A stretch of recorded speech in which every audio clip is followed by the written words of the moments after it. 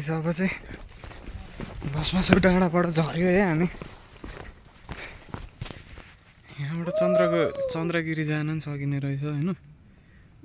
यसो चन्द्रगिरी केवल कार देखिरहेछ अब हामी सिधै ल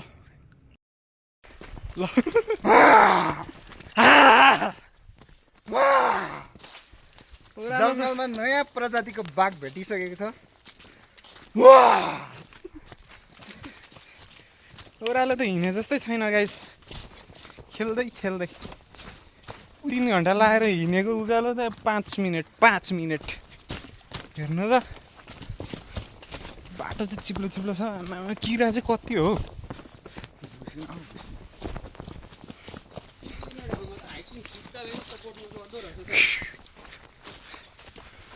बाटो त के गर्नु हजुर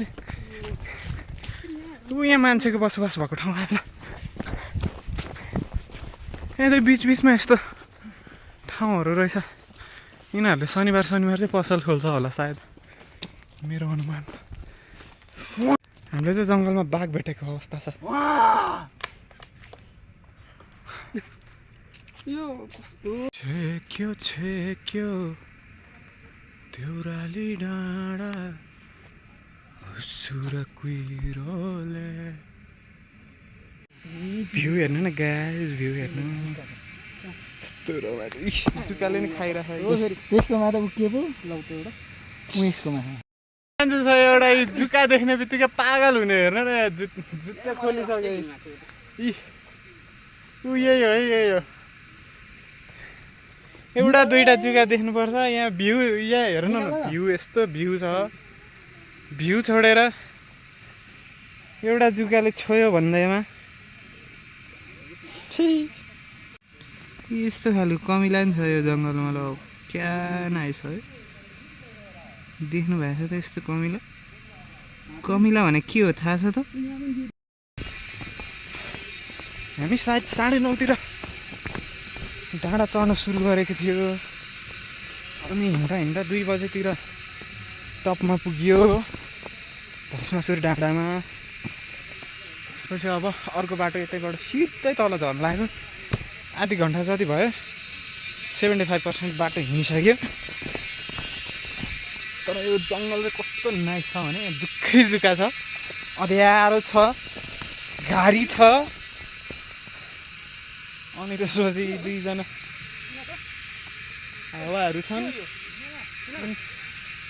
यसलाई हेर्नु यहाँ एउटा जुका देख्नुपर्छ म त चिप्ले किरा हो त्यो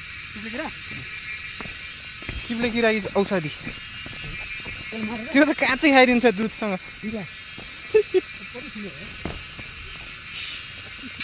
भर्खर 3:30 जति भयो होइन अनि बाटो चाहिँ हेरौँ न यो अँध्यारो भएको चाहिँ कुहिरोले गर्दा हो तर जङ्गल नै लास्टै घना छ क्या अब्बुई यो मोबाइलले पो बरु उज्यालो देखाइरहेको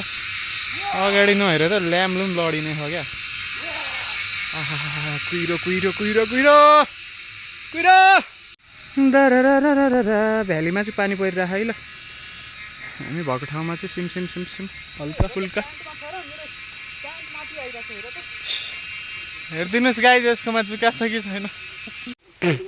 गाइज मोबाइलले पानी परेकै देख्दैन क्या नलड्नु भनेको चाहिँ नो एडभेन्चर हो जाँदैन कि जान्छ पावर हान न मिलाएर चाक्दैन गाइज हामी उत्ते माथि डाँडाबाट आएको ल हामी यहाँ सानो जुका ब्रेक लिइरहेछौँ मेरो अवस्था हेर्न मन छ तपाईँहरूलाई मैले नि भर्खर हेरेको है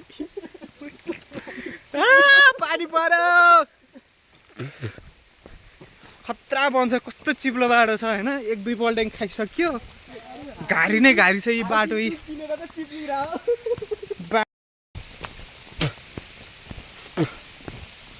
रातो श्री रातो माटो सामुदायिक वन चन्द्रगिरी नगरपालिकामा आइपुगेछ नि त गाइज हामी त यो मान्छेको कट्टु हेर्नु गाइज खोइ कट्टु भिजेर हेर्नु त मान्छे भिजेर मजा आइरह्यो अब छन चाहिँ झोलामा छाता छ 2-3 छाता छ तर बाटोमा छाता खोल्ने ठाउँै छैन क्या परिहाल्यो भने चाहिँ अय्या यसरी वारिपारि दुईतिरै घारी छ क्या म एकचोटि जट्टा पोखरी जाँदाखेरि यस्तै बाटो हिँडेको थिएँ यस्तै बाटो मतलब योभन्दा पनि डेन्जर थियो बाटो त तर बस्छ नि आइरहेको चिप्लो चिप्लो पानी परेको मौसम चाहिँ बब्बाल यस्तो तर असारमै गएको यार अहिले असार हो यार असार 17 गते हो गाइज इक्जाम सकेर हल्का फुल्का हामी लागेको बाटो हेर्नु नि ल बाटो हेर्नु त गाइज कम रमाइलो छ यार यो मान्छे चाहिँ यसले आज चाहिँ यो मान्छे तराईको हो भन्ने पारा देखाए लड्नु भने त success success success success guys ल गाइज हाम्रो यात्राले हामीलाई धन्यवाद भनिसकेको छ बोर्डमा उल्टो देखेर मात्रै हो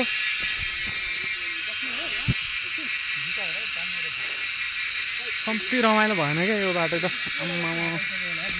पानी नि परेर अब भिजिहाल्यो भनेर छाता पनि खोलिएन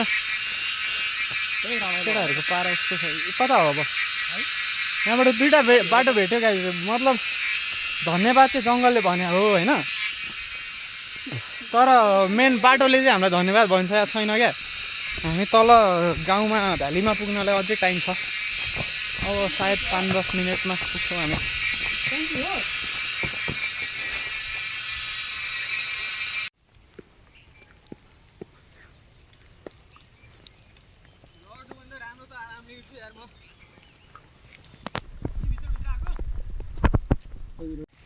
भ्याली आउन लाग्यो भ्याली पानीले खस के भन्छ मस्त खुलेको छ हेर न भक्तपुर पनि क्या राम्रो देखेको डिएसएलआरले त दामी देखिन्छ मस्त खुलेको छ मस्त भ्याली त क्यामेराले नदेखे हो गाइस हामीले त देखिरहेको छ नि हेर्नु न ठाउँ चाहिँ यहाँ ठाउँ चाहिँ हेर्नु न मान्छे हेर्नु ठाउँ हेर्नु अबे यो डाँडा काटेर आएको हो नि त हामी त ल by by guys by by